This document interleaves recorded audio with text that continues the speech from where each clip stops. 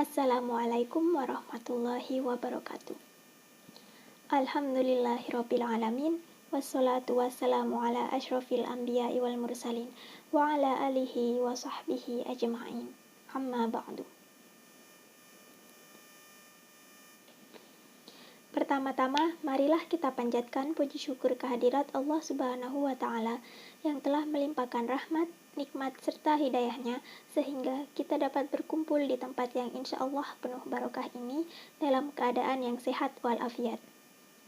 Salawat serta salam semoga terus tercurahkan kepada Nabi Muhammad SAW yang telah membawa kita dari zaman jahiliyah menuju zaman yang terang benderang, yakni ad-dinul Islam. Hadirin yang berbahagia, bagi warga Muhammadiyah, Muhammad Sholeh Werdi Sastro bukan hanya sekedar nama. Pengorbanannya ketika hidup dijawab dengan keabadian dan keharuman sosoknya hingga kini. Bahkan, jasadnya yang penuh dengan perjuangan itu dimakamkan persis berdampingan dengan pendiri organisasi Muhammadiyah, yaitu Kiai Haji Ahmad Dahlan. Muhammad Sholeh Werdi Sastro lahir pada 15 Februari 1908 di Sumeneb, Madura, Jawa Timur. Dari pasangan Raden Musaid Werdi Sastro dan Raden Ayu Aminatu Zahra. Ayahnya merupakan seorang budayawan Madura yang berhasil menulis buku Babat Songenep atau artinya yaitu Sejarah Sumeneb. Tak banyak catatan sejarah yang menjelaskan bagaimana masa kecil Muhammad Sholeh. Namun, ketika berusia 22 tahun, ia menyelesaikan pendidikannya di Hogre Quick School atau HKS di Purworejo dan Malang. Muhammad Sholeh Werdi Sastro diangkat menjadi guru di sekolah dasar milik pemerintahan kolonial Belanda, yaitu Hollands Inland School atau HIS di Rembang, Jawa Tengah. Selama menjadi guru di sekolah bergengsi tersebut, justru terbesit dalam pikiran Muhammad Sholeh untuk kembali ke Sumeneb. Setahun kemudian, pada tahun 1931, ia memutuskan pulang dan membesarkan tanah kelahirannya tersebut. Dengan segala permasalahan serta kekurangan yang terjadi pada saat itu, ia memberanikan diri mendirikan sekolah setaraf HIS untuk anak-anak di kalangan bawah di Sumeneb. Pada 31 Agustus 1931, sekolah partikelir Hollands Inland School atau PHIS bernama Sumekar Pangabru pun diresmikan. Pendidikan mulai dirasakan rakyat kecil, tak hanya ilmu pengetahuan, rasa kebangsaan pun mulai tumbuh dalam setiap sanubari para murid. Bahkan, tak sedikit dari murid yang enggan menyanyikan lagu kebangsaan Belanda yaitu Wilhelmus. Akibatnya, Muhammad Sholeh mendapat teguran dari residen Madura saat itu. Nyalinya tak menciut, justru keberanian mencuat. Muhammad Sholeh mengambil keputusan hebat dengan menghapus mata pelajaran menyanyi di sekolah PHIS. Pada 1 September 1941, setelah PHIS Sumekar Pangabru besar, Muhammad Sholeh Werdi Sastro memutuskan hijrah ke Yogyakarta untuk membesarkan organisasi Muhammadiyah. Demi mencukupi kebutuhan hidup, ia menjadi guru di Meer Uitgebreid Lager Onderwijs atau sekolah menengah pertama yang disokong oleh Gesubrigde Inheemse atau subsidi pemerintah pribumi atau Kesultanan Yogyakarta.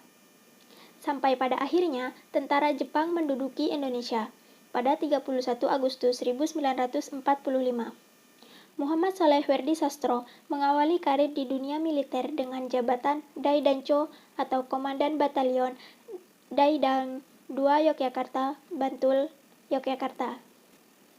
Namun, setelah Indonesia merdeka, Sri Sultan Hamengkubuwono IX dan tokoh masyarakat memilih Muhammad Sholeh Werdi Sastro sebagai Komite Nasional Indonesia atau KNI yang sekarang disebut sebagai DPRD Yogyakarta.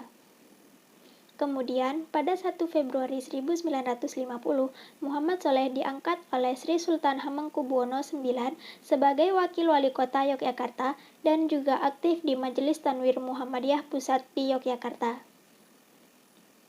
Dengan jabatan yang strategis itu, ia pun kemudian menginisiasi pendirian sebuah universitas ternama di Yogyakarta, yaitu Universitas Gadjah Mada, atau disebut UGM. Setahun kemudian, persisnya pada tanggal 1 Agustus 1951, Muhammad Soleh dipilih menjadi wali kota Raja Kasunanan Surakarta atau Solo sampai 17 Februari 1958. Seperti halnya di Yogyakarta, dengan kuasa yang dipegang, Muhammad Soleh juga memelopori berdirinya Universitas Raja Kasunanan Surakarta dan aktif sebagai pengurus IKIP Muhammadiyah Surakarta. Karirnya di dunia pemerintahan semakin cemerlang. Pada 29 Februari 1959, Muhammad Soleh Werdisastro diangkat menjadi Presiden Kedu yang berkedudukan di Magelang. Untuk ketiga kalinya, ia kembali mendirikan sebuah perguruan tinggi yang bernama Universitas Magelang. Pada tahun 1964, ia memutuskan untuk mengakhiri masa baktinya sebagai pamong praja. Namun sayang, bersamaan dengan itu, ia sempat jatuh sakit dan dirawat di Rumah Sakit Tentara Magelang. Menurut tim dokter yang diketuai Brigjen TNI Parsono, Muhammad Soleh Werdisastro menderita sakit kanker liver dan usianya diperkirakan tak lebih dari setahun.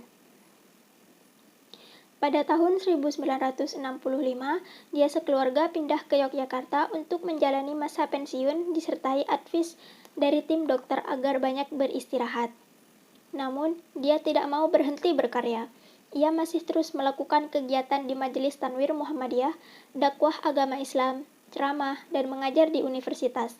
Bahkan, dia bersama teman-teman Muhammadiyah mengelola harian mercusuar Yogyakarta. Dia memang seorang pejuang yang penuh dengan ide-ide dan dilaksanakan dengan penuh tanggung jawab. Pikiran-pikirannya cemerlang dan diusahakannya untuk menjadi kenyataan. Namun, kegiatan-kegiatannya yang meningkat rupanya tidak didukung dengan kesehatan badannya yang mulai digerogoti penyakit lamanya.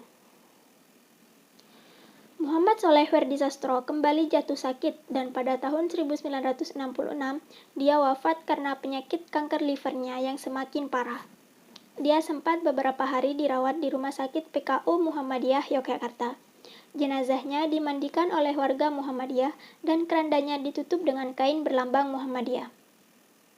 Ketika pihak militer meminta jenazah Muhammad Soleh Werdisastro untuk dimakamkan di Taman Makam Pahlawan Semaki, Yogyakarta, karena almarhum memiliki bintang gerilya, pihak Muhammadiyah menolak, karena Muhammad Soleh Werdisastro begitu besar jasanya kepada Muhammadiyah.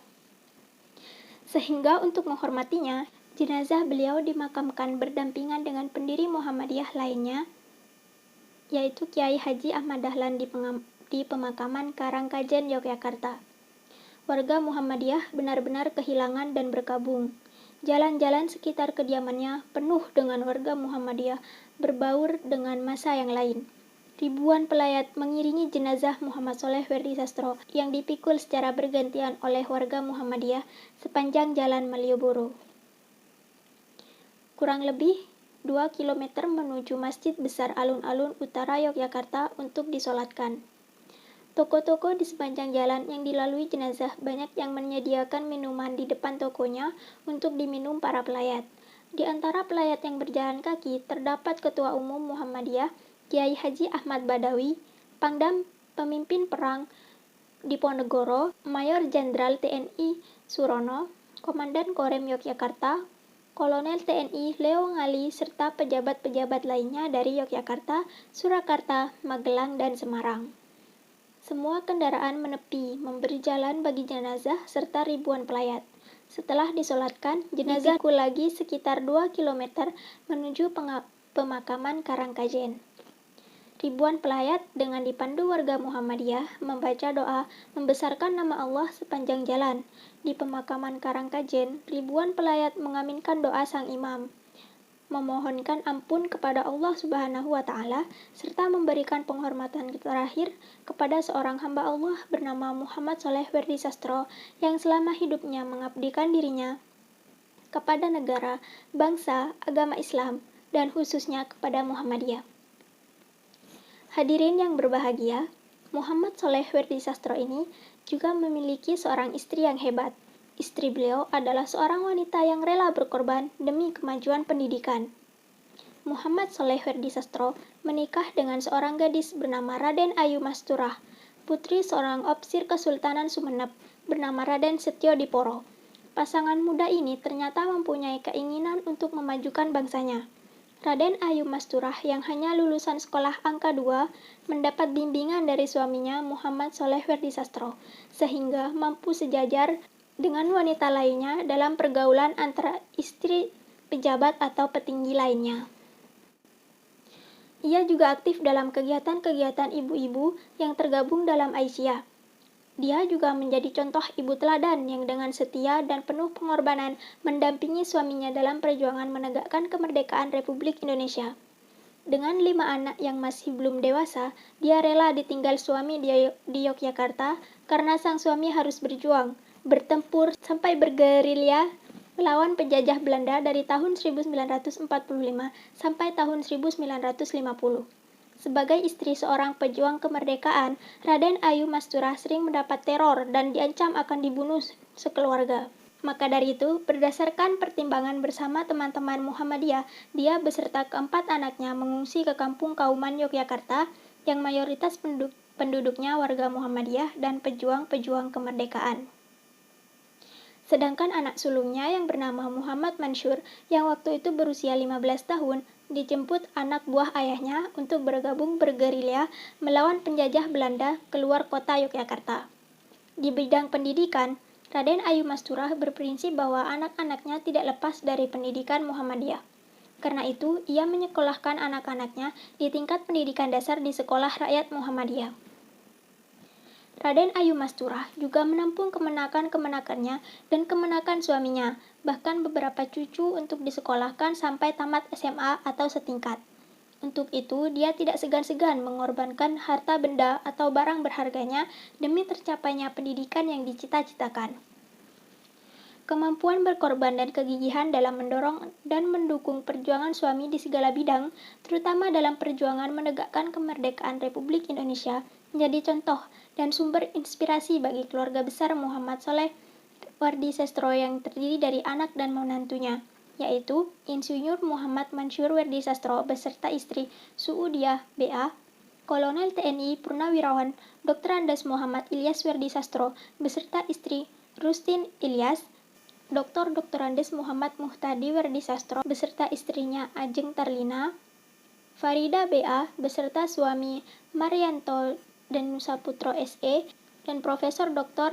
Badriah Rifai SH beserta suaminya yaitu Profesor Dr. Ahmad Rifai Amiruddin SPPD KGEH. Hadirin yang berbahagia, dari kisah ini saya ingin mengajak kepada diri saya sendiri dan kepada orang lain untuk meneladani kisah kehidupan Muhammad Soleh Werdisastro, sang bapak pendidikan dari Sumeneb. Demikianlah pidato singkat ini, semoga kita semua termasuk orang-orang yang digolongkan ke dalam golongan hamba yang pandai bersyukur dan menjadi manusia yang muttaqin di sisi Allah. Amin ya robbal alamin. Cukup sekian yang dapat saya sampaikan, terima kasih banyak atas perhatiannya. Wabillahi taufiq wal hidayah, wassalamualaikum warahmatullahi wabarakatuh.